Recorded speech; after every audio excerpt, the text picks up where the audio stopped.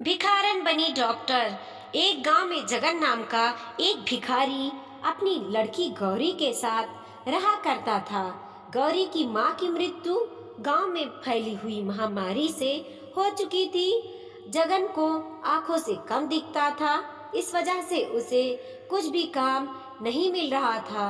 आखिर वह मजबूरी में पेट भरने के लिए गौरी को अपने साथ भीख मांगने गांव में लेके जाता था। गौरी को भीख मांगना पसंद नहीं था, उसको पढ़ाई करना पसंद था।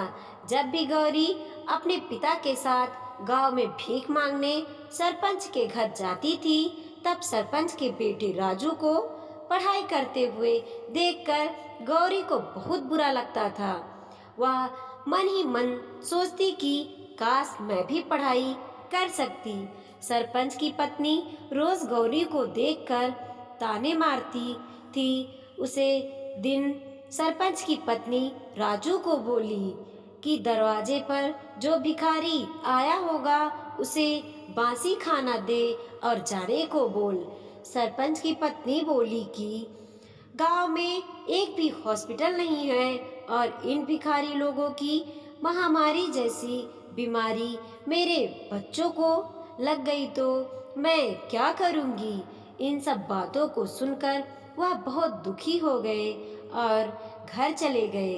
अगले दिन गौरी बोली, बाबा, गांव के सब लोग हमारे पास से दूर क्यों चले जाते हैं? हम इतने बुरे हैं क्या? उसके पिता उसे बोले, अरे नहीं बेटा, बुरेपन के विचार हमारी गरीबी में और लोगों के विचारों में है। फिर गौरी बोली कि बाबा, मैं भी एक दिन डॉक्टर बनूंगी और आपके आंखों का इलाज करूंगी, गांव में एक हॉस्पिटल बनवाऊंगी। उसके पिता बोले कि गौरी, हमको 2 वक्त की रोटी भी बहुत मुश्किल से मिलती है और यह सपना तो श्रीमंत लोगों को देखना चाहिए। उसके पिता उसे कहने लगे कि बेटा, मैंने तुम्हारे लिए कुछ भी नहीं किया और ना ही कुछ कर सकता हूँ। उस वक्त एक औरत ने बाहर से गौरी को आवाज लगाई और कहने लगी कि गौरी, आज मेरा शौचालय तुम साफ कर दोगी तो मैं तुम्हें 5 रुपया भीख में दूंगी। ना चाहते हुए भी गौरी ने उस औरत की बात मानकर शौचालय साफ कर दिया। जाहिर सी बात है, इस काम को करते हुए गौरी को बहुत बुरा लग रहा था। उसे बेइज्जती सी महसूस हो रही थी। गौरी ने निश्चय किया कि वो अब किसी भी तरह से डॉक्टर बन के दिखाएगी। फिर एक दिन गौरी उसके पिता को लेकर मंदिर गई और उस मंदिर के पास एक रहीम चाचा रहते थे। गौरी उसके पिता को रहीम चाचा के पास छोड़कर आ गई। कुछ दिन खुद खिलौने बेचकर पैसे कमाने लगे। एक दिन गौरी गांव की शिक्षिका रेणु दीदी को मिली और गांव की सरकारी स्कूल में पढ़ने के लिए जाने लगी। रोज गौरी स्कूल में से आकर खिलौने बेचकर पैसे कमाती और अपने पिता को भी संभालती। गौरी रात रात भर पढ़ाई करके स्कूल में अच्छे मार्क्स लाके पास होने लगी। यह सब देखकर सरपंच की पत्नी और गांव वाले आश्चर्यचकित हो गए। वह सब गौरी और उसके पिता जगन से जलने लगे। सरपंच की पत्नी सोचती है कि यह भिखारी लड़की कैसे पढ़ाई करके डॉक्टर बनती है, मैं भी देखती हूँ। गौरी हर साल अच्छे मार्क्स लाकर पास होने लगी और रेणु दीदी उसे पढ़ाई में मदद करने लगी।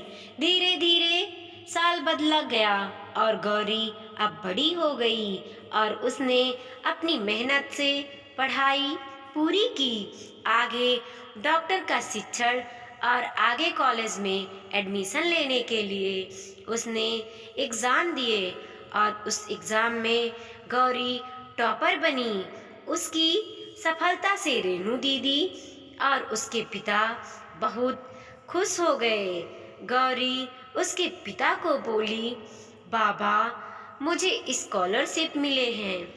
पर गौरी को आगे पढ़ाई के लिए दूसरे शहर में जाना पड़ रहा था। गौरी उदास हो गई। रेणु दीदी उसे कहने लगी कि गौरी, तू टेंशन मत ले, मैं इधर सब संभाल लूंगी। तू शहर जाकर डॉक्टर बनकर वापस आ। रेणु दीदी ने बाप की जिम्मेदारी ले ली, इसीलिए वह निश्चिंत होकर पढ़ाई करने के लिए चली गई। बहुत समय बीत गया पर गौरी की कुछ खबर नहीं आई। कुछ साल बाद गांव में फिर से महामारी की समस्या आया। कई गांव वालों के साथ गौरी के पिता और सरपंच का लड़का राजू भी महामारी के चपेट में आ गए और शहर जाकर हॉस्पिटल में भर्ती हुए। पर कई दिनों से वहां डॉक्टर ही नहीं आए थे। सब उदास होके भगवान से प्रार्थना करने लगे। अचानक एक नर्स उधर आई और बोली, आपको चिंता करने की कोई ज़रूरत नहीं है, क्योंकि सरकार की तरफ से शहर की सबसे बड़ी डॉक्टर इनका इलाज करने आ रही हैं। ये खबर सुनकर गांव वाले बहुत खुश हो गए। हॉस्पिटल के सामने बहुत बड़ी सी कार आकर रुकी और उसमें से एक डॉक्टर नीचे उतरी। तब गांव के सरपंच ने उस डॉक्टर का माला पहनाकर स्वागत किया। जब डॉक्टर उनके पास आई तो सब आश्चर्यचकित हो गए। वह डॉक्टर कोई और नहीं, वही लड़की थी जिसे वो भिखारन गौरी के नाम से जानते थे। उसने अपने पिता का आशीर्वाद लिया और सब गांव वालों का इलाज करना शुरू किया। गौरी के इलाज करने के कुछ दिन बाद सब गांव वाले बीमारी से ठीक हो गए। उसने उसके पिता की आंखों का ऑपरेशन किया और आंखों की दृष्टि फिर से उनको लौटा दी। गौरी की मेहनत से वह सब गांव वाले उस बड़ी बीमारी से बच गए।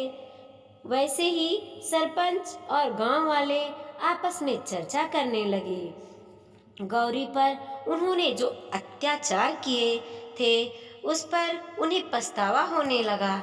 सबने गौरी से माफी मांगी और माला पहनाकर उसके नाम का जय जयकार करने लगे।